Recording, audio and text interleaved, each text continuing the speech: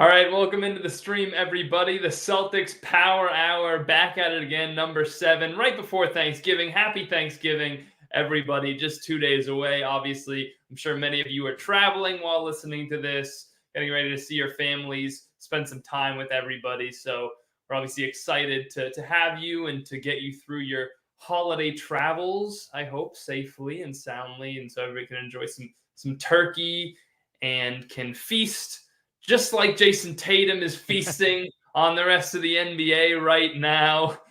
Ev, what can we say? Last time, look, the title says it all. Last time we were on this stream, Jayson Tatum was playing poorly, not as well as he is right now. And from that day forward, we made a bet on that stream. And since that bet, Jayson Tatum has been unstoppable. So I don't want to say that we did anything or I did anything, but I don't know. Jayson Tatum, who knows? He's interacted with us in some indirect ways before, some direct ways. So who knows? Maybe he saw this stream and was unhappy, a little bit. I can't speak for Jayson Tatum, but after that day, he's been incredible. Yeah, I mean, I didn't know until, I guess, after that show and after these 4 games that Jayson Tatum is by far the biggest fan of Celtics Power Hour, because he definitely internalized everything we said. I don't think he scored under 30 points since that last show, right? Am I right? You're correct, sir. And that's not even obviously like the numbers that we'll get into and want to talk about, but I mean, that's a sort of a, not a casual fan. That's not the word I'm looking for, but those are numbers that people are going to look at and be like, oh, 30 points, 30 points, 30 points, 30 points. You know what I mean? Like that kind of draws the the general NBA fans' attention more than sort of the nitty gritty. So I like that he did that as well. Like, I know that we looked at percentages and everything like that. And if Jayson Tatum had like 15 points and hit those percentages that we're going to talk about today, I don't know if it's as sexy, right? But the fact that he's doing it in sort of a dominant fashion is kind of the cherry on top here. So yeah, pretty pumped and glad to know that Jayson Tatum's a huge fan, because that's a fact now. Okay, so let's make sure everybody knows what we're talking about. People are filing in, so I don't know how early we want to do this. We want people to be in here to hear the culmination of this in the story. But of course, last week on the Celtics Power Hour, we come in. Jayson Tatum's percentages notably poor, I would say. Not unfair to describe them as that, or say that that's what it was. That's what it was. Jayson Tatum was shooting very poorly, and so Evan and I came on here and we talked about, should we be concerned? Is this an issue? And it was very much no. And I was, from time, I want to say very much yes, but I was very much, I was trying to play the other side and say, hold on a little bit, make the other side of the argument. And I was a little more trepidatious, I would say. I was a little more concerned, but I wasn't, 10 out of 10 worried or anything like that. But nevertheless, I took that side of things. I'm not going to back off of that now. That's where I was.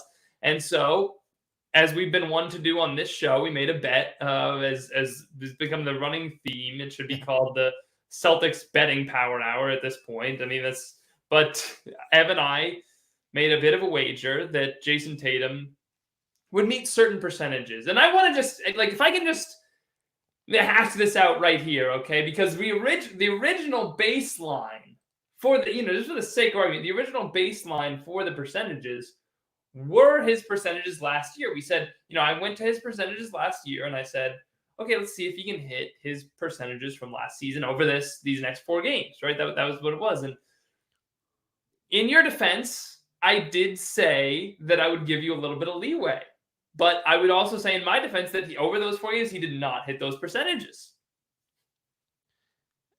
I guess. I don't know. I mean, I will say, I don't even know if we want to talk about numbers picking or not. You brought those numbers up, right? Like, those are your choice numbers. I mean, that's my counter to anything you say about that. I'm just saying. So Jayson Tatum, the official bet was, last season we look at his percentages, and he shot last year 45.9% from 3 and 38.6%. 45.9% from the field and 38.6% from 3.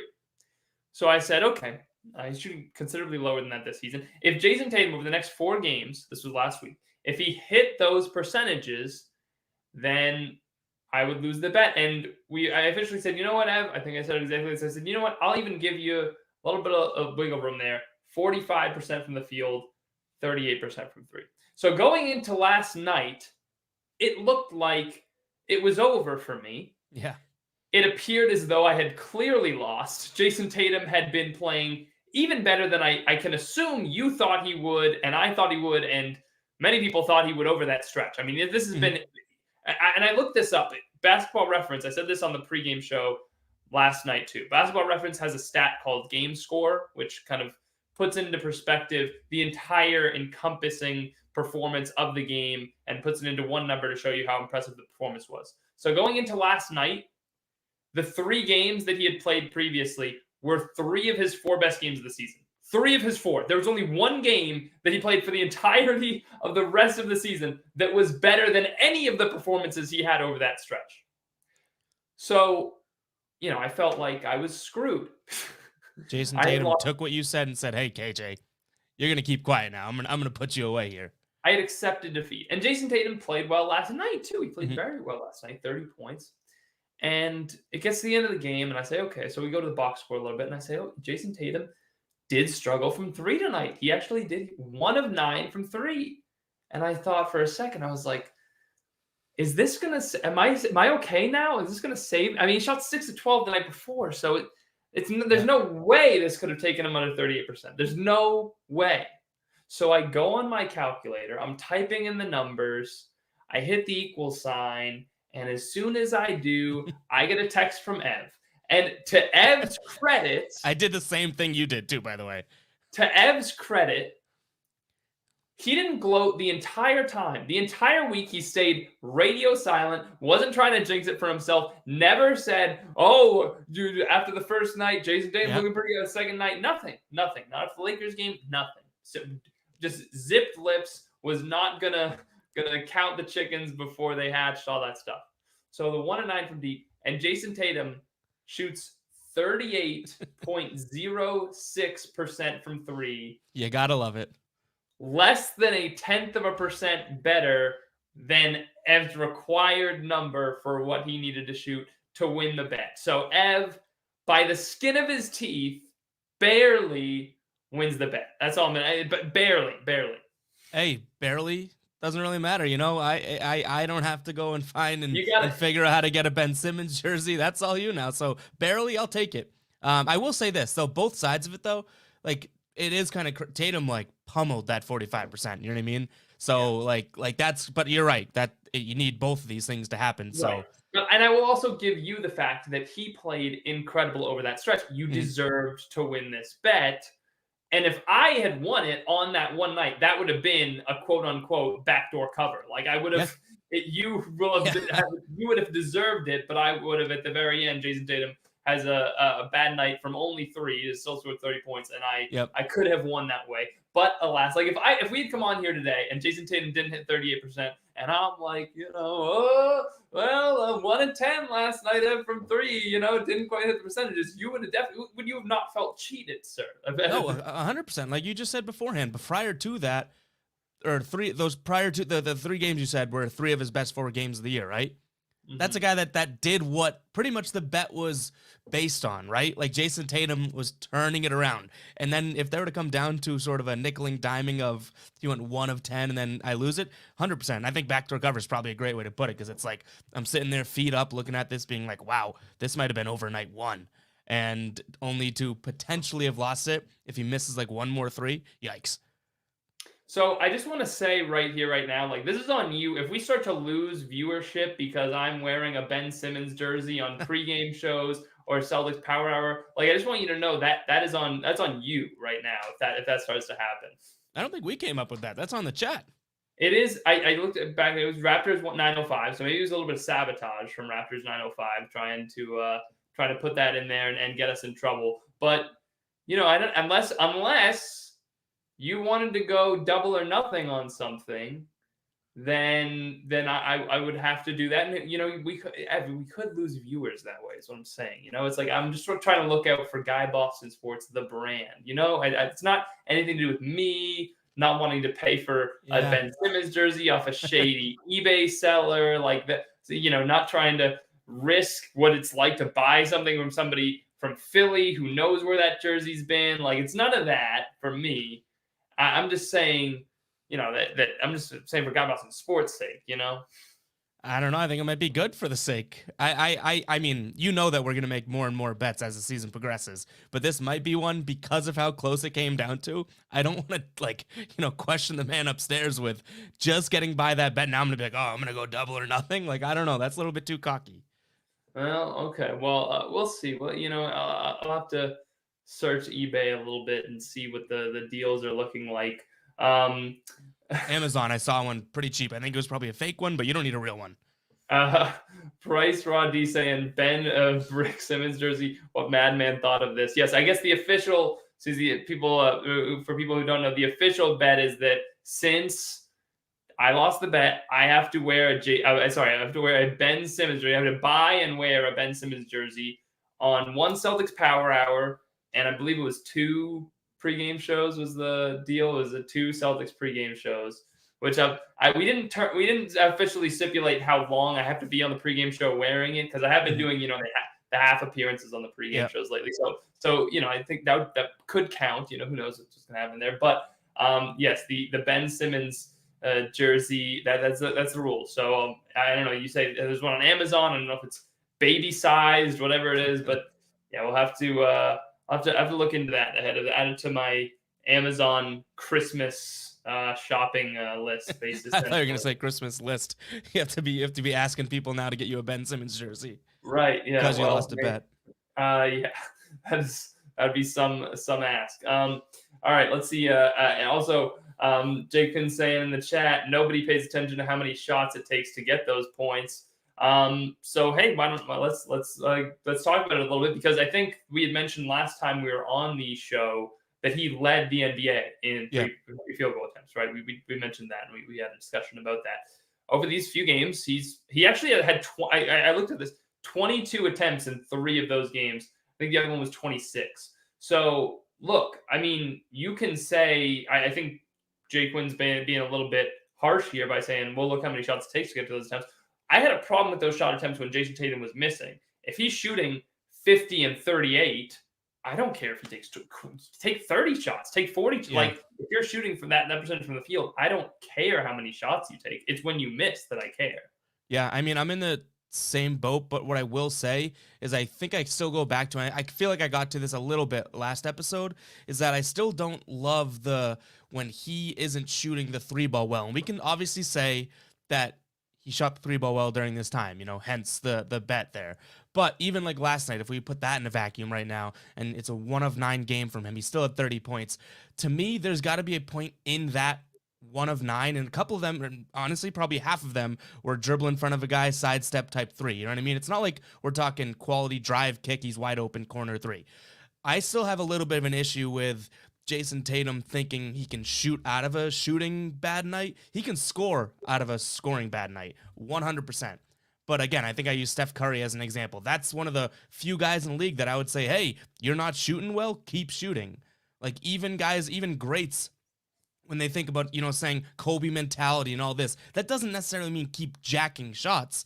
That means keep your game going. And if Jayson Tatum is going to miss a bunch of threes, half those threes he could have said, you know what, I'm going to try and drive to the hoop. I'm fine with him having a bad, shooting night from deep and still trying to go and score. Like, sign me up for that all day long. But it still comes back to that quality. And, when he's not, like, 1 of 9 night, he was 2 of 8 a week ago when we talked about it, right? The night before.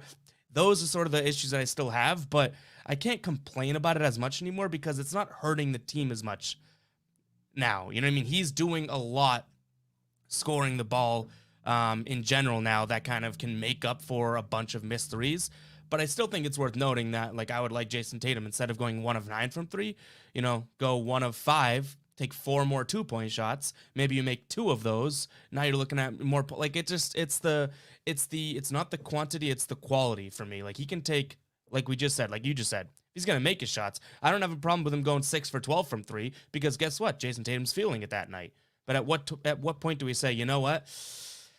This just isn't like the night that I'm shooting well. Why don't I use my amazing frame, my one-on-one ability and go get a bucket elsewhere? Right. And I think those are the nights to another kind of question point here that Jaylen Brown has to step up. And I think we don't need to bother answering this question again because it's been answered. We talked about it a bunch of times. And look, we're going to find out the answer over these next few weeks as Jaylen Brown comes back with the team playing well and how they mesh all together. But those are the nights when Jayson Tatum is struggling that it's Jaylen Brown's time to step up. And as long as one of those guys is playing at an elite level, you're golden. I mean, you don't need Jayson Tatum to do what he's doing right now. And by the way, I mean, just to lay it out there, we mentioned the percentages, the 33.5 points per game, but it's not just the scoring, 8.5 rebounds per game. And this was one of the more impressive stats to me that's going to go overlooked over these last 4 games, 1.8 turnovers. With how much, with his usage rate, with how much he's had the ball, with how much he's handling it, and his assist numbers aren't very high, but that's a little bit not to the point to me, because since he is just playing so well, and having taken so many shots, I mean, the fact that he's only turning over 1.8 turnovers per game, which is bringing his numbers way down. That's less than he averaged. Way less than he averaged over the last 2 seasons. In 2019-20, he averaged 2.3. Last year, he averaged 2.7. This year, he's averaging 2.5 even after this stretch. So to keep those turnovers under 2 a game, that's been a very, very impressive part of this stretch as well. Yeah, and you mentioned the assist too. Like what is it, like 3 and change, 3.8 or something like that over whatever it was. It is hard. Like, I don't want to sound like I'm making an excuse for the assists, because I think we all want Jayson Tatum to maybe pass the ball, or, if he could get 6 assists, that'd be incredible. No kidding, right? I'm not a dummy saying that wouldn't be nice, but I will say it's tough to, like, rack up a bunch of assists when you're dropping almost 40 points. Like, he clearly is getting the ball and thinking score. So I'm fine with that. I think a good point is the turnover point, like you're saying, because that is sort of the opposite of assists, if this makes sense. Like, that's the assists enemy, right? So if he was going out there and, having 4 to 5 turnovers a game, God forbid, type of thing, you'd be like, oh, well, look at this. Now, he's using the ball so much and he's losing it. If Jayson Tatum ends in a bucket, or, if he makes a successful pass, say it's not an assist, whatever it is, then we can't really complain about why he did or didn't pass the ball. It's like when the thing that brought up the assists to me is when he was getting doubled. This was early in the year. I forget what opponent, right? They're like doubling him and he's just still trying to work off of that. And it's like, dude, pass the ball. And there were a few clips that came out of the game, whichever one I'm thinking of, that like he did make a nice pass out of a double and guys were just missing threes. But to me, like, it is sort of the do good things happen when he's touching the ball sort of question. If that's yes, then I don't care about the assists. I'm much more concerned and much more into the stat you bring up, saying, sub 2 turnovers, which is low for him. Like, I'm all over that. If good things happen when he's touching the ball, whether it's points or the offense scores points or he's just not losing it with his usage rate, then sign me up all day long. And it's not just Tatum. I mean, the team as a whole is turning it over a lot less, which has been a key to this recent stretch of better play along these last handful of games, the last 2+ weeks.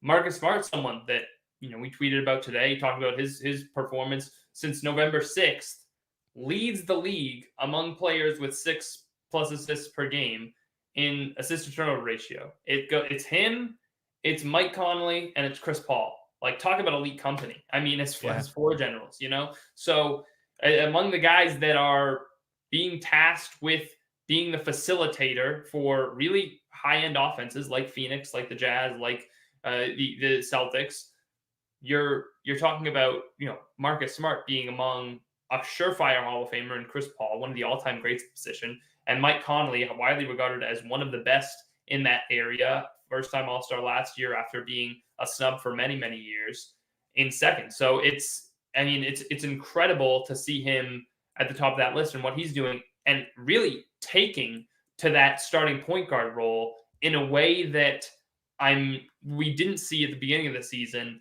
and I'm not sure many people assumed they were going to see from him at all this year. No, yeah, and I want to pop up Ubi's chat here too, because this has something to do with it. I know the true point guard numbers are spot on with what you're saying, but the fact that Marcus Smart seems like he's in a point guard mentality now is what kind of puts it over the top for me. Assists to turnovers and everything like that is like obviously exactly what you want to see. But in terms of Marcus Smart now not thinking, okay, I got to go down there and jack a shot. And I will say this, there has been some games where he's been taking a lot of shots, right? But I think the quality, I can't believe I keep saying quality versus quantity and whatnot. I do think the quality of Marcus Smart's offensive, I should almost say offensive game. He's passing when he should. He's making simple passes too, but the quality of his shot taking has kind of taken a turn for me. And that has to be a mentality thing because it's easy to go down and take bad shots, which we did see him do a decent amount at some point this year, earlier in the year. So I like that. But in terms of passing the ball and not turning it over, like I think that we could group that too into like we knew I mean, maybe I'm the crazy one, but I knew Marcus Smart had this in him, right? Like it's not his first go at playing point guard. He's run the offense for this team before. We know he can pass the ball. Like it doesn't surprise me. I It mean, just seems coming out like of Oklahoma State, he was he was viewed as a exactly. floor general. That's what his part of the selling point was him. It wasn't just look at this great defender, Marcus Smart. He was I mean, he was a great scorer, great facilitator at Oklahoma State too. That's why he was projected to go top 3, top 5 in some drafts before he came back for his sophomore year and went 6th to the Celtics. Exactly. So it's like this doesn't surprise me that Marcus Smart can do it. I just think it's a great sign that clearly I think he's made a decision or someone told him and he's like, you know what, you're right. Whatever it is, I think it's good that like it's been decided, hey, this is gonna be the case because there has been sort of a black and white change. Like I don't think that this is just a fad that he's gonna play like a good point guard for 5 games or whatever it is. Like it seems like he's kind of taken it upon himself to change the way he's playing. It's obviously benefited the team. Yeah, and I think that somebody like Ime Udoka being his coach has really helped that. I mean, and Udoka was by no means a key contributor during his career to really many teams. He only really started in Portland, but Udoka played a role as a point guard, as kind of a defensive-minded point guard, similar size to Marcus Smart. I guess he was more of a wing player than a true point guard, but he played a lot of guard in his career. And I think that having a player like that as your coach has helped Marcus Smart. Having a player that was, something akin to more akin to what Smart needs to be on this team, which is a role player, a supporting piece to the star players on the team, can really help. And Udoka playing and coaching with the Spurs, where a lot of it was built around Tim Duncan and Tony Parker and whatnot, like having a guy like that to learn from and to be a mentor is huge for him. Yeah, I think that's probably spot on. Like I mean, just picture, right? We can all be honest. Brad Stevens sits Marcus Smart down and says, "Hey, start playing like a point guard." Or Udoka says, "Hey, I did this stuff. Maybe it's not an exact position, but I was out there before. Start playing like a point guard." Odds are he's probably going to listen to the guy that's been there before. And I'm not saying Brad tried to tell him this or didn't. I'm just saying in general, you got to imagine that a former player coach can kind of get through to someone. Maybe they don't have the full end of the spectrum sort of I am just such an amazing coach, I can scheme things up, blah blah blah. But in terms of probably getting through to a guy and saying, hey, listen to me, man, I live this. Like you have to imagine a former player coach would be kind of the spitting image of what you want to see when someone's telling you how to play this game. It's like, oh well, yeah, you played it, so I guess I gotta listen. So I hope that KJ, I hope that's the case. That Udoka kind of talked to him and they kind of came upon this together, right? Because Marcus Smart, I mean, no one's telling him what to do if he doesn't want to do it. I mean, he even said like earlier, I'm ready to be this team's point guard, blah, blah, blah, and then just didn't do it at the beginning of the year. So that's like a match made in, or I don't know, that's like a perfect scenario for me that he sat down with the coach and kind of like they came to terms with like, hey, this is how we can do it. Cause that speaks like that's going to pay off big time in the long run. If that was something that he had influence with, I almost feel like maybe Marcus Smart just said like, screw it. Let me keep doing this. Let me start doing this, I should say. But I hope that it was some sort of like, whether it's player to coach or coach to player, some sort of a chemistry building opportunity that they took advantage of. That'd be awesome. Right. And, if he continues to play like this, it's going to be huge for them. I mean, over this stretch, I think he's 13th in the league in assists. Like, you don't even need to be at the top of the league, but if he is facilitating that way, I think it's going to rub off on the rest of the team and it's going to give you what you needed. And I've seen people making this argument today, Dan Greenberg, big on Celtics Twitter, talking a lot about the Lonzo Ball thing. People wanted Lonzo Ball over Marcus Smart. They wanted this guy on the team, and Lonzo's played well this year, but they wanted this pass first point guard, and they believe Marcus Smart couldn't do it. And I think that Marcus Smart is dispelling that notion as he continues to do this. And who knows? Maybe the combo of Brown and Tatum and Smart can coexist for a lot longer than people were claiming it would at the beginning of the season. I mean, people wanted Marcus Smart out just a few Yeah. weeks ago, Because and it's because he's a guy with like he's a two type of player. Like I don't know how to say it, two faces, right? Like this Marcus right. Smart can stay. Like I'll fluff the couch for him every time he gets up to make sure he's comfortable. But the Marcus Smart we were getting at the beginning of the year, who wants that guy, right? So it's like I don't give fans any grief for, or us probably on the show at one point we were saying that he's one of the guys that has value and whatnot. Like no kidding, look at how he was playing. If people were saying that about Smart, say he continues to do this for the rest of the year, then there's kind of a debate there, because then I think you get into the territory of people that just hate Marcus Smart are always going to hate Marcus Smart type of thing. But you're well out of the woods in terms of like, oh, well, look at him. He's hurting the team on the court. Marcus Smart has helped the team on the court as of late. So hopefully that's a change that's here to stay.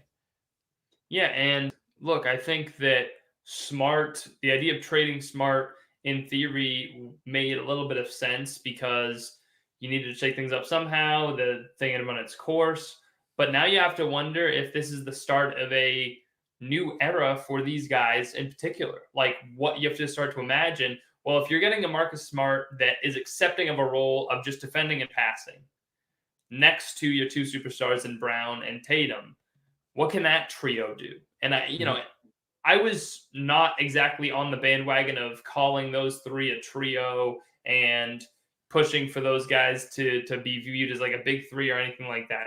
But as building blocks and as a core, like those are three guys. If Smart is your point guard and those two are your 2 and 3, you have an incredibly versatile backcourt, switchable defense, especially if you have Rob Williams at the 5. Like it almost doesn't matter who else you put out there.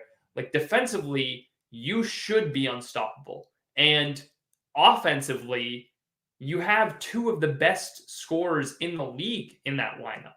So to me, just on the surface of it, from that level, this core is still rather young. They and within these next 3 to 4 years here, I view that as a team and a unit that has every chance in the world to be competing for a championship because they have both sides of the ball figured out to me. They have it all adds up. It's just a matter of executing it, fulfilling their potential, reaching that age where everybody usually comes into their prime and reaches the top of their basketball career, that 27, 28 years old range. And that's when I think you can really expect special things from this group. And I think we're starting to see hints of it during this stretch of play. Yeah, I mean, I'm glad you brought up like the defensive portion. If I even just like strip it down to Marcus Smart, it's good to see that. And I think that he actually was showing a decent amount of this even when he was playing bad in the beginning of the year. But it's good to see that he's kind of returning to making those defensive plays. And like definitely hone in on those words, making those defensive plays, because everyone knows Marcus Smart's a good defender. He can cover a guy on ball. He can cover a guy in the post. But, excuse me, what's very rare is a defensive playmaker, a guy that, your team doesn't have the ball, and somehow now you're going the other way. Your team has the ball, or hell, the James Harden thing a couple years ago, or plenty years ago at this point, they haven't even inbounded the ball yet, and your team's about to get the ball. Like, those things that now I've seen from Marcus Smart, paired with the fact that he might be sort of saying, hey, you know what? I'm going to be a point guard now. We started this year being like, oh, what's going to be different than last year and all this? Like, that's a light at the end of the tunnel, because all of a sudden you now have something that Marcus Smart wasn't even doing last year in making those plays. Like, I think he kind of just didn't seem like it had that same vibe to it. But now, all of a sudden, he's doing that, and he's doing what you're asking him and what fans are okay with him doing offensively. It's kind of like that's the perfect story there. And focusing on what you said with like, oh, this is the core. Like, people in the chat or people listening, like that word is important, because I know KJ said it, but it's like no one's saying Marcus Smart is ever going to be or is big three worthy, right? But in terms of having a core, or in terms of having like a staple as type of a player, like if he can play like this, if he could do this long term, then boom, you have it. And then I know you said, start Robert Williams at the 5, and then it doesn't matter who that next guy is. what if they could figure out a way to get a guy that, could potentially be a third star or whatever with, I don't know how they would ever do it money wise or anything like that.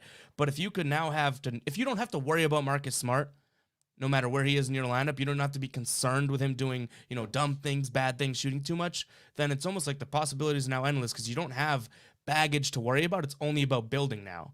Does that make sense? Yes, and it's almost like what Marcus Smart was missing his whole career because he always wanted to be involved on offense. And a lot of times that culminated in him shooting too much. And now you put him in this role where he wasn't able to be because you had Kyrie Irving, because you had Kemba Walker, because you had, Isaiah Thomas, whoever, that he can be the guy that runs things offensively. He can be your quarterback, your facilitator. He can have the ball in his hands.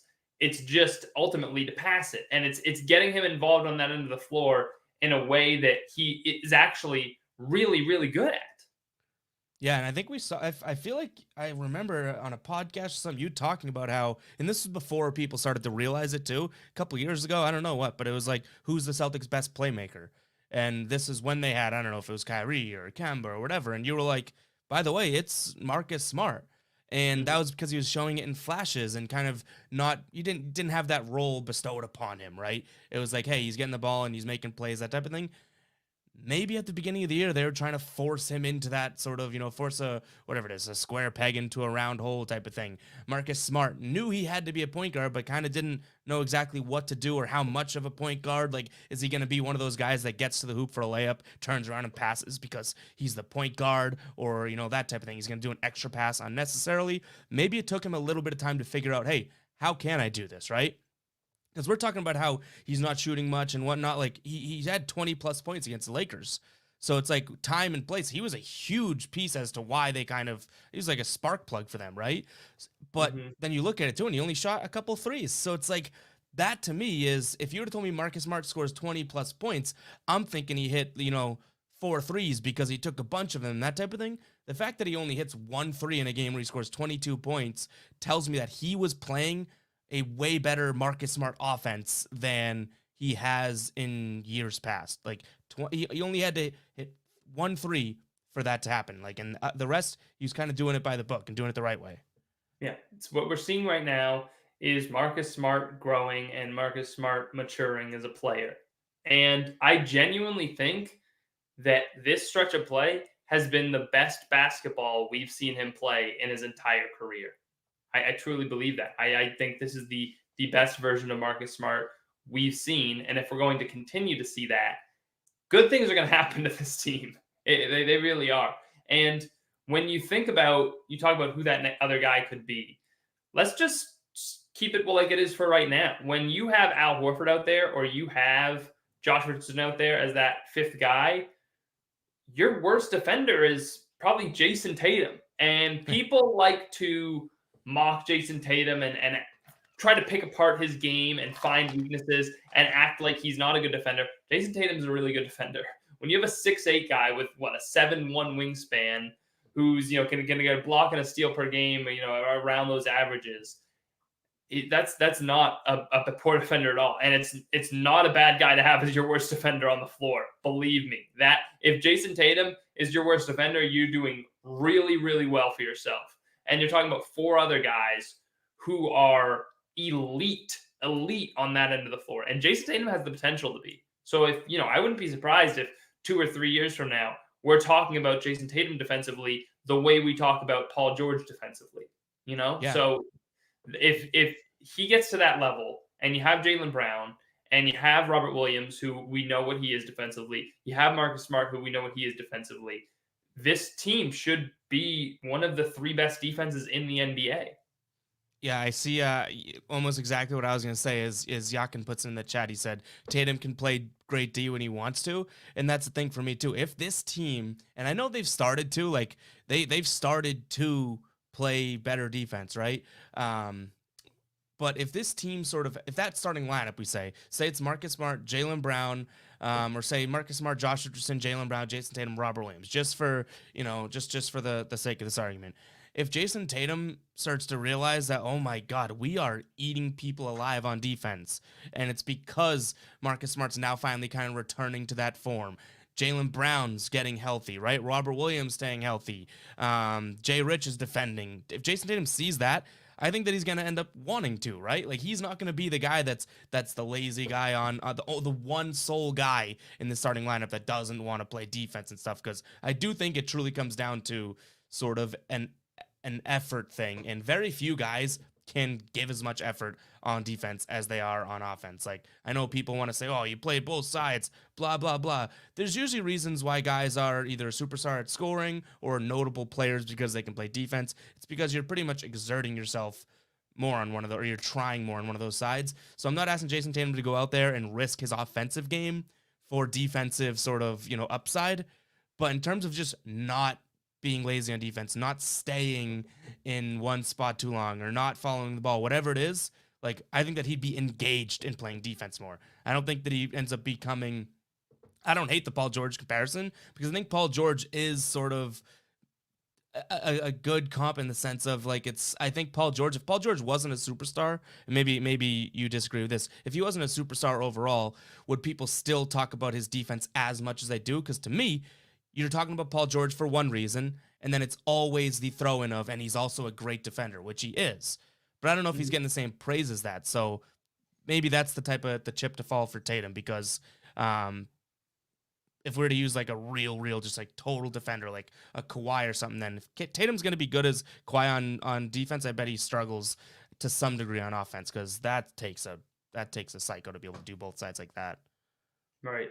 And some people in the chat, Nathan asking if the Celtics play tonight. No, it's tomorrow. Celtics Power Hour is on. Usually, Celtics aren't playing tonight. And Birkin saying for tomorrow night, the game tomorrow night, the Celtics will Jaylen will destroy the Nets for 40 plus. Now, Jaylen Brown he's questionable for tomorrow night. The Celtics called it return from injury management. So whatever, that means load management essentially is what we're dealing with there for Jaylen Brown, just making sure he's feeling all right. And returned last night for the first time in a couple of weeks. What did you make of his performance? Didn't play much, just over 20 minutes, about 22 minutes last night. 19 points, 6 of 13 shooting from the floor. Decent shooting from 3 of 6, perfect from the line, and not much else besides that, but plus 21 in the game, plus minus, so pretty solid. But the scoring, not necessarily, not over 20, not to his averages, but again, the limited minutes. So what did you make of his performance in last night's game? So real quick on the scoring too, I said it on the post game, and I don't know if people got upset with it, but what I was trying to say is that 19 could have easily really been like 13 or something too. Like he hit those 2 threes within like 6 seconds of each other back to back. So I think that he came out, and what he told me is that, I'm not really concerned. Like he looks pretty healthy, right? There's no glaring issue or anything like that. So it was promising to see him out there. It didn't look like he was really struggling or anything like that. So I was sort of I have a positive, taste in my mouth after watching him come back. But I will say, I wouldn't read too much into like the 19 points or any stats, because he really had a quiet sort of workload last night. He had a couple huge threes, got to the basket, but that's what I mean. Eye test, he passed it, but that was a Jayson Tatum night. They didn't need Jaylen Brown to do much, and Jaylen Brown and a lot of the other guys clearly knew that too. So I wouldn't say, oh my God, he came back and almost scored 20 as a positive. I would look at it as, okay, well, he didn't go and drop a goose egg or look hobbled or anything like that. Like the eye test was what I was looking for, and I liked what I saw. And Birkin saying he looked gassed. Birkin, how can you say he's going to drop 40 tomorrow night? He was going to drop 40 last night, and now you're saying he's gassed. His lateral movement looked subpar. And he was saving it for tomorrow. That's what Birkin's thinking. He was saying. He will be saving the energy tomorrow night. To this point, I mean, I didn't necessarily see that out there, but you have to be concerned about it. I mean, with his hamstring injury, that's going to be part of what potentially is affected out there on the court. And I think someone mentioned, I think it was Taylor Snow who tweeted out the stat today about players who have played starter minutes, I believe, that are top in the league in defensive efficiency, and Jaylen being number 1 in the entire league. So, for that spot.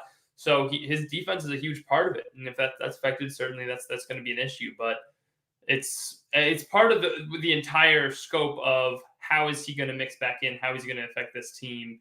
Because they started playing kind of well without him, and that's the kind of the lingering question, the lingering thing that people don't want to talk about and don't want to have to talk about with this team is, okay, they played better without Jaylen Brown. Can they play even better now that he's back and healthy? Yeah, I know we've talked about it before too, but it just stinks that some like if he goes out there now and they have a few bad games in a row, and it's like, oh, Jaylen came back. That's why I hate that like those little bits of we talked about giving, credence to the naysayers and whatnot. The Celtics are like infamous at Right. doing that. And But it is so annoying because how often have we had to have this conversation? Are the Celtics better without Kyrie? Are they better without Kemba? Are they better without Jayson Tatum? Like, it's just kind of bores me. Like, does it really matter? It's not like they're gonna cut the guy. It's not like they're gonna bench the right, guy, and it's not like they're better off without the guy. If you trade Jaylen Brown right now for nothing, your team isn't better off. It's right, about figuring out how it works together because that's ultimately what's best for the team. You're not going to win a championship with Jayson Tatum and role players. It's you got to figure out how to get your stars to all work together. And I hate to even make it sound like that because the other element of it is it's not just the fact that hey, when he's off the floor it works and when he's on the floor it doesn't, because if that was the case you could just stagger the minutes and it should always work, right? It's not like they right, should be clashing or anything like that. And the other thing is when those players are out, it's a small sample size usually. So it's kind of idiotic to go off of. There's so many reasons it doesn't make sense to do it. And yet we continue to have this discussion every year about a different player, and it's infuriating. it's the grass is always greener or nothing's ever good enough type of mentality, and like I said, it drives me nuts that all these little bits of like, oh, well, it happened, so now we could talk about it, or now I'm right. Like that's what annoys me, because not even annoys me that like the people that would say that. So say you're one of the people out there that are like, Jaylen and Jayson cannot play against one another or play with one another, right? And then next game they're both healthy, whatever, and they both look bad, right?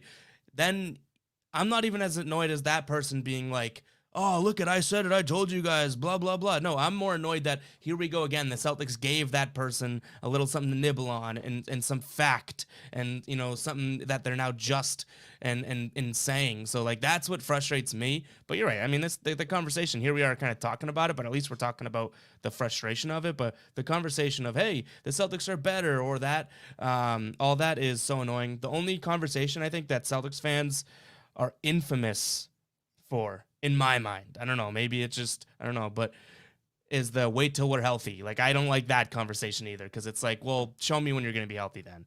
I hope that they're going to get to that point this year. It looks like they're turning that way. But last year, all I heard was, wait till we're healthy, wait till this, and wait till that. I was like, oh my gosh, we got to just accept that this is the reality. So that's like right there in terms of the conversations that I just don't, or not even the conversations, the takes I don't like seeing. Bergen saying trading Jaylen now is like trading Larry in '83. Asinine. I don't know if going that far is fair, but certainly not very far off at all.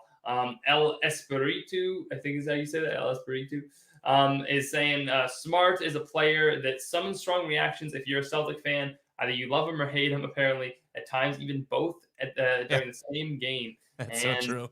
it can be true for sure. It's part of what makes Marcus Smart Marcus Smart. But I feel like we've seen less of that this year. I honestly have. I feel like there's been less of it's almost as if Marcus Smart has been tamed. We talked about the Ime Let's Udoka hope Smart so. thing Let's hope. before. It's almost as if you have this. I'll even say it in a different way because that doesn't quite capture it. It's like when Bruce Banner figured out how to control the Hulk, and he could kind of bring it out when he needed to and use it in a way, and eventually he became the Hulk that was like at the same time him, so he was smart and the Hulk, and it's like that's what Marcus Smart is figuring out to me. He's figuring out how to be the awesome player that we see but be in control at the same time. I mean, I'm sold if that is Marcus Smart's comparison. Not even an NBA player, just NBA comp is the Hulk. I'm Right. in. The evolved version of the Hulk, however you want to say that. But that's I don't think that's we Marcus Smart has gone through all the machinations of the Avengers. He was Captain America, and now he's the Hulk and all this stuff. So it's a fun little thing. But we had some people in the chat talking about the Nets. Birkin saying they're playing the Nets tomorrow night. All this stuff. Animal saying that James Harden's going to shoot 20 free throws because the refs hate the Celtics. So Ev, obviously feeling good, 4-game winning streak, and or I shouldn't say 4-game winning streak because they did lose that one to the Hawks in there, but playing a lot better recently. How do you feel about this game? So the 3-game winning streak, and of course the stretch before that. I mean, they've been playing a lot better, and they've improved their record. I am safe. I may have to buy a Ben Simmons jersey because I lost that bet, but I am safe from eating the pepper. That bet has been settled. The Celtics got to 10 wins, so I'm safe there. Few. So I don't have to worry about that. You're now the walking definition of you win some, you lose some. That's just right. Kinda, exactly. You're rolling around like that. Feeling okay about where I'm at. But the Nets game tomorrow night is kind of like, okay, and assuming Jaylen Brown plays, and again, he's questionable, so who knows what's going to happen. But the Nets game tomorrow night is kind of like, okay, you seem to have figured it out. You're healthy. You are playing a lot better. You have all your stars back. You're all good. Robert Williams might even play.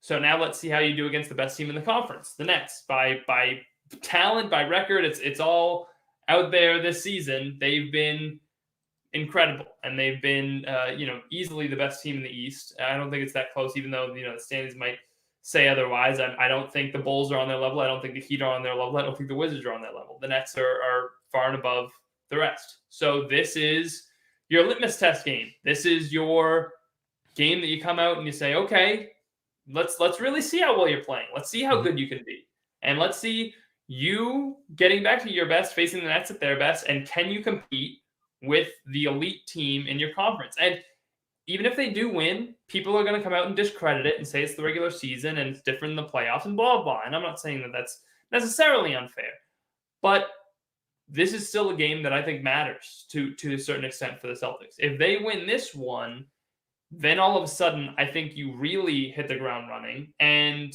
you can start talking about being one of a serious contender to come out of the East this year in the games to come if they continue to play the way they played since November pretty much started. And I think this is the culmination game of all of that.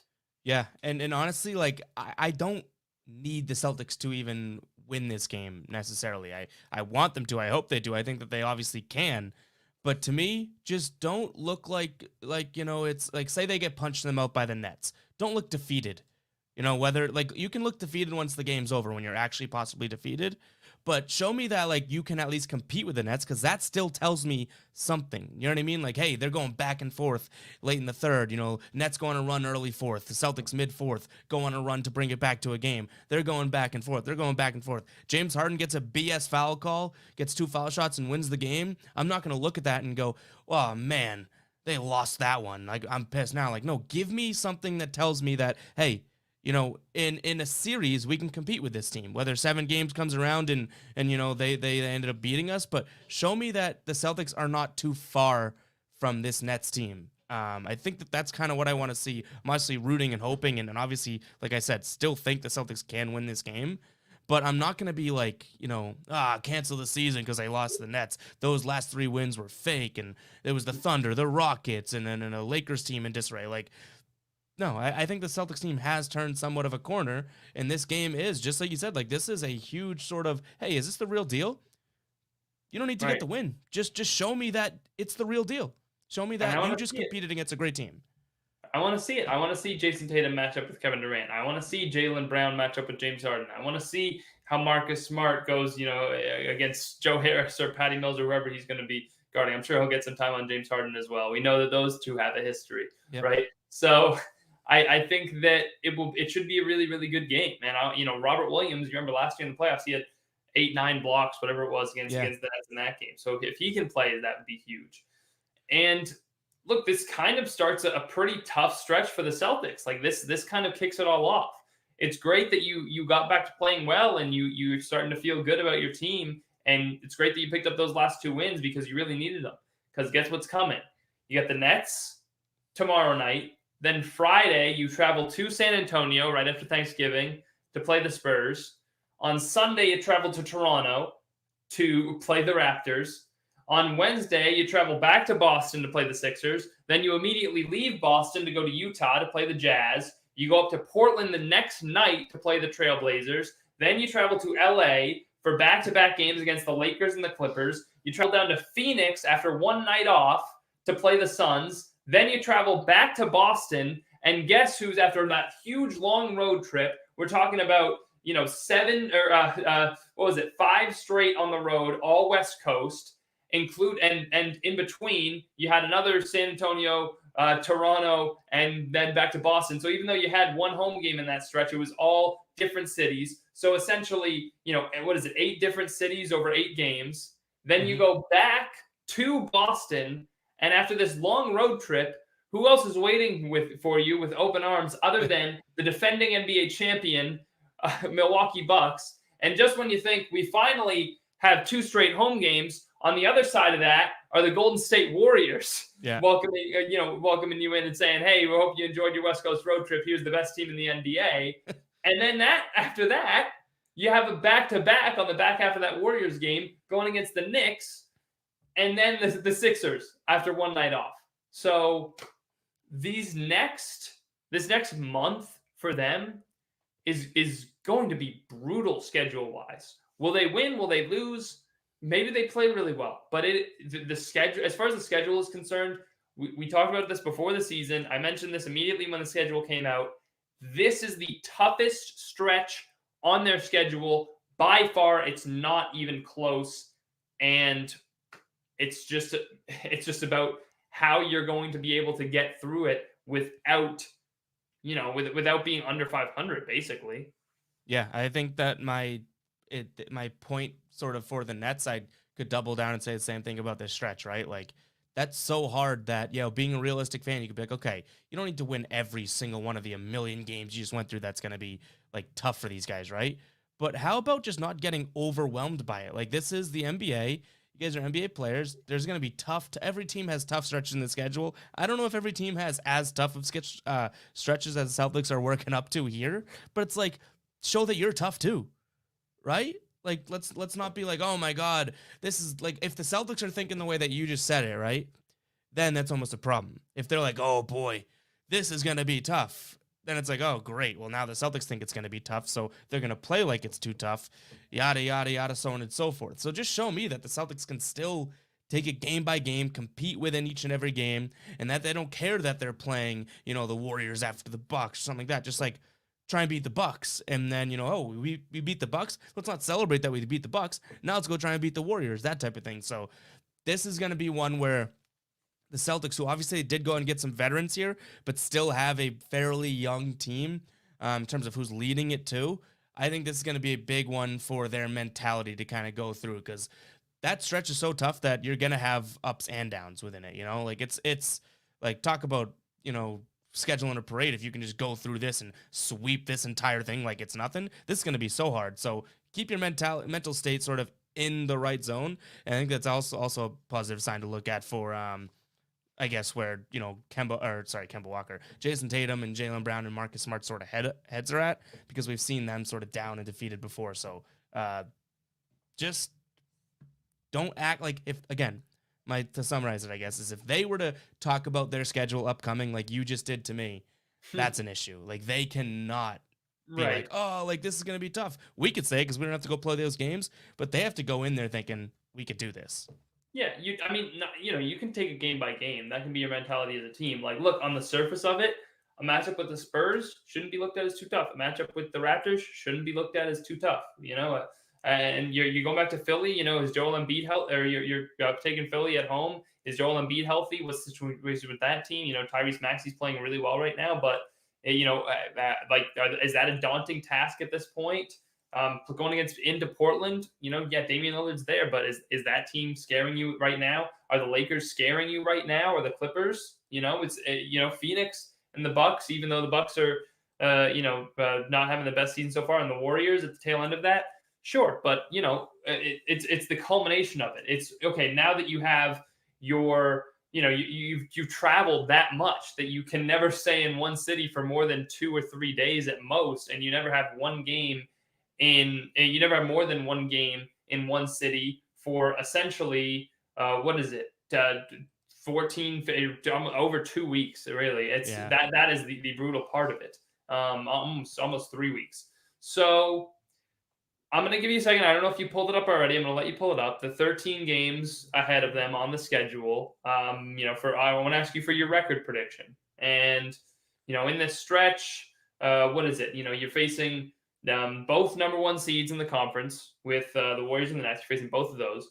You're facing the hottest team in the NBA right now, the Suns. You're facing the defending champions, Bucks, once. And then, by the way, they have them again on the 25th, but we're not including the 25th in that stretch, even though they do face them twice, which is kind of crazy.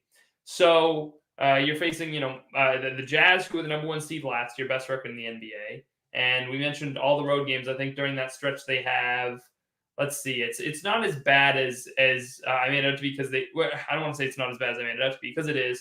But they have, I think, 6 home games during that stretch, 6 of 7. But that's because it ends with a 4-game homestand.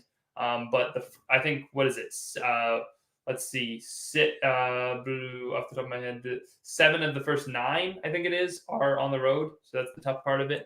So in those 13 games, give me what your record prediction is. Oh, that's how about this? I'll give you what I think it's gonna be, and then what I'd be happy with then. So 13 games, right? I would say that the Celtics fans should be happy.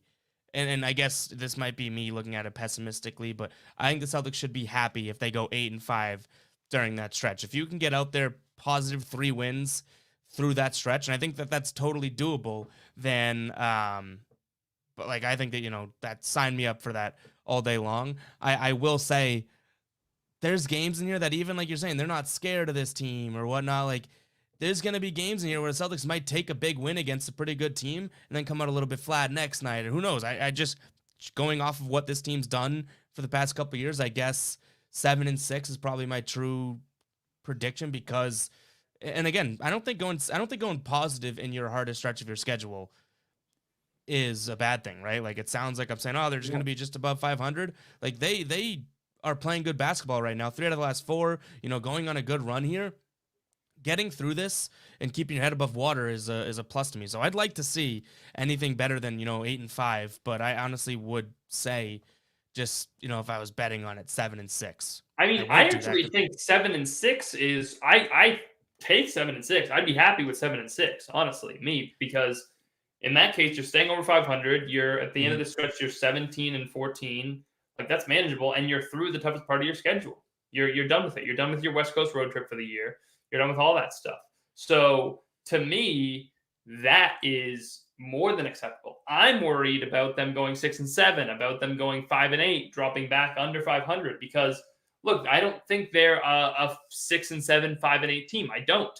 But I worry about what this stretch is going to do to them, the wear it's going to put on them. Are we going to deal with injuries? Are we going to deal with more load management? What is it going to be? It's, those are the things that I'm concerned seems like about. It's always something too. So right. So, and I know that if we got through this stretch and Jayson Tatum missed some games or Jaylen Brown missed some games, you wouldn't be surprised at that, 6-7 record or 5-8 record or anything like that. So that's my concern. I think 7-6, you have to absolutely take that. And I honestly, if we want to make a bet about it, I don't, I don't know if that's. I don't know if like I'm more in your boat. I'm just almost like thinking of it like the positive end of it. Like, I don't think I'd bet on 7-6 versus 6. All right, we'll go one episode without making a bet. We'll go just one. And by the way, how good of us. Another thing of this stretch that Prince Roddy is bringing up is the and I don't know if that was supposed to be explicit or something like that, but I certainly hope not. But either way, bringing up that the Warriors are where they're at in this season without Clay, that is scary. And by the looks of it, by the time you face them, Clay could be back for that game too. So you're talking about the Warriors with Clay you might have to face. And just that, the Warriors we already look at as a very daunting task. If they have Clay in that game, after everything That the Celtics have been through over the course of that stretch. I mean, talk about a gut punch. yeah, that makes that a little bit more daunting. That could be his return date. I mean, they mentioned, I think the Warriors said that December 20th was the target date. That's December 17th. So it's just a few days before. You know, if he's just a half a week ahead of schedule, then they could throw him in there and then all of a sudden you're in big trouble. You Wow. know? Yeah. So tough stretch coming up. So we'll see what they end up doing. Some more predictions in the chat. Nishan saying with Marcus Smart at point 3-10, and Nishan, all I can say is you must have not been in here. You got to go back and watch the replay for when we're talking about Marcus Smart at point guard because it certainly worked out. But that is the hour. So that's it for us. Happy Thanksgiving, everybody. We appreciate you coming out for the stream as always. Ev, any words, whether it be on the Nets game, whether it be on Thanksgiving, anything you want to get out there to the people as we wrap up here today? How about I'll go with the typical. Have everyone have a amazing Thanksgiving if you guys celebrate it. If you don't celebrate and you're getting work off for it and whatnot, celebrate those days. Black Friday, Cyber Monday coming up. Exactly. Potential deals at Guy Boston Sports for those holidays or whatever you want to call them. So more reason to celebrate. There we go. Yeah. So yeah, that's all I gotta say. Everyone be thankful. And we're thankful obviously for you guys tuning into every episode and whatnot. So that's all I gotta say. All right, guys. Thank you once again for tuning in. Make sure you subscribe. Make sure you do all that fun stuff. Come back next Tuesday. We should be back next Tuesday once again. Tuesdays become the special day for the Celtics Power Hour. So we're going to continue to bring it to you guys Tuesday, 5 o'clock, right around then, whenever Ev gets back back in the house from this long drive home. But we appreciate you guys coming out and supporting the stream. And one more time, we'll just say have a great week, you guys. Have some turkey, have some cornbread. I know we're wrapping up, but I gotta ask you, Ev, because this has been a big topic today for the Patriots. I don't know if you've seen this, but the Patriots have had some I saw Judon say something about mac and cheese. Some debate about Thanksgiving foods. Okay. So I mean, first of all, I guess I should ask your thoughts on mac and cheese as a side at Thanksgiving. I'm fine with that. I'm I honestly, I don't see why you have to have this like conforming society of what's okay on Thanksgiving table. You cook mac and cheese at any holiday I'm in. You know, I don't know if it's still up there, but I wrote the best Thanksgiving foods. Oh, yeah. I wrote that article a few years ago, so I might have to bring that back. What would you rank? What would you rank number one Thanksgiving foods, and what would you put at the bottom? I want to know. I think people. Okay. All right. So I'm not. I mean, this isn't at everyone's Thanksgiving, but it is a fairly typical one. Is that like I am a huge honey ham lover. So if you have ham, I know that is at other holidays and stuff too, but I honestly think that is probably my favorite sort of thing. Or I feel like stuffing might be an answer everyone throws out there, but turkey isn't like my number one. I think that, I would prefer ham there, but in terms of the bottom, this might cause some heat here, but cranberry sauce or whatever it is, like I never use or go near. So I guess I have to say that's like the lowest one because I barely ever go to it. So why would I ever think it's higher up on the list?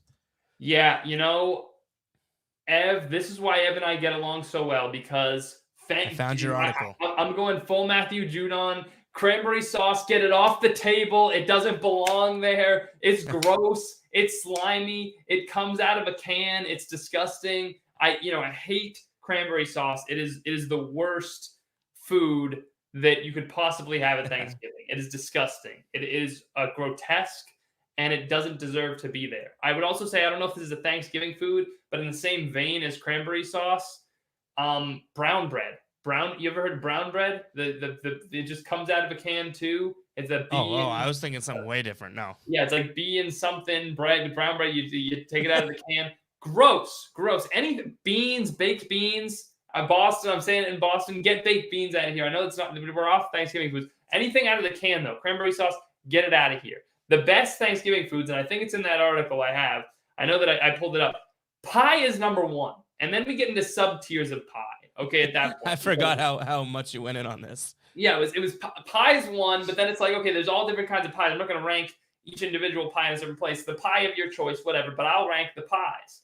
So I don't want to read list off the whole top five. I'll tweet it out and people can look at it. And I might have to change this ranking a little bit because I think my thoughts have changed a little bit here Oh, someone had a good Thanksgiving last year. in recent years. the Canned power bread, rankings changed. lemons, yes, good thing. You know what? You know what's one that you have on this that I forgot about that I not just for Thanksgiving but love all the time is scalloped potatoes. Scalloped Those potatoes are I delicious. could eat those What about every scalloped potatoes? single day. Scalloped potatoes should go up too, man. Scalloped potatoes are good. That Scalloped is, potatoes are really if I good. see that at a Thanksgiving spread, I'm like, all right, I'm at the right place. But the other thing I'll say, so the best pie, and I don't know if you agree with this, but the best pie is pumpkin for sure. I love pumpkin pie. I don't know. Apple, I think apple's a fine pie too. Any other pie I'm not diving into. You can have your pecans, you can have your sweet potato, you can have your cherry. I'm not eating those pies. There's no blueberry. If you want to throw blueberry in there, I'm not eating those pies. Like, give me a pumpkin, I'll have an apple, and that's it. But I'm going pumpkin every time. I mean, is it going to upset you that I say I'm not the biggest pie guy? I don't deter it. I don't sit there and go, nope, no way. But I'm just not like oh my god, pumpkin pie versus pecan pie. Like, I have a piece of pie either way. So, but I think you might be in the majority there. People that are looking at this article in the way that you are going to think the same way that, we can't just say pies. There's some tiers here, and there's really a right answer. This is the thing. Every other sweet has their time to shine every other time of the year. I feel like Thanksgiving is the only time for pies. So pies can have Thanksgiving for me. Like, if it's, the middle of April and you're telling me you want a brownie or you want some pumpkin pie, like, I'm taking the brownie, and I'll take a brownie at Thanksgiving, certainly. But if we're just talking, we're talking Thanksgiving, like, that's the time for pie to me. So I get why you're the biggest pie guy there. But the other favorite of my Thanksgiving food, besides the pie, which is its own thing to me, it's its own special category. The other staple for me has to be cornbread. Cornbread is just a sweet cornbread. It's basically just cake. I mean, and it's, to me, cornbread is peak. I will literally eat cornbread any time of year. You give me cornbread and I will have it. You remember during quarantine when everybody was making bread, their bread of choice? For me, it was cornbread. I was making the cornbread. I was making corn muffins. Technically, I had the little muffin thing, but that was, man, just cornbread is just so delicious. To me, it's like a part of the core. I don't know if it's the number, like you said, it's. I guess you said staple, right? So it's very similar. But I love cornbread. I guess you have a property rank. So if you guys want to see where that is, go see that. But it's not necessarily like gonna win the game for me. You know what I mean? Cornbread's not gonna win the game for you if this is a basketball game. But I don't think it's turning the ball over ever. Like, it's pretty solid with the ball. So. Yeah, cornbread is like Buddy Healed. It's flashy, it puts up numbers, but it's actually not that good. And if it's just cake, like, if you're just ranking cornbread in terms of cake, it's actually kind of down there. But it's its own thing, kind of, and especially during the fall, cornbread hits different. So you gotta love cornbread. Couple other comments. Canned bread? Question mark? Question mark? Question mark? Has nobody heard of this? The brown bread canned bread? It's gross. Who eats baked beans? I don't know if he means at Thanksgiving or in general. Who eats baked beans? But I agree. And then It's Gear saying, "What about plantains?" A little inside joke. If you don't know what It's Gear is talking about, you gotta find it in the other Celtics Power Hours. That's all I gotta say. So that's it for us, guys. Happy Thanksgiving once again. Hope you enjoy whatever food you like, even if it is cranberry sauce, you disgusting, vile human. But whatever it may be, enjoy your families, enjoy your time off, whatever it is. Happy Thanksgiving, everybody. And we'll see you next time. And hopefully the Celtics against the Nets get you your Thanksgivings with a win. So have a good night, everybody.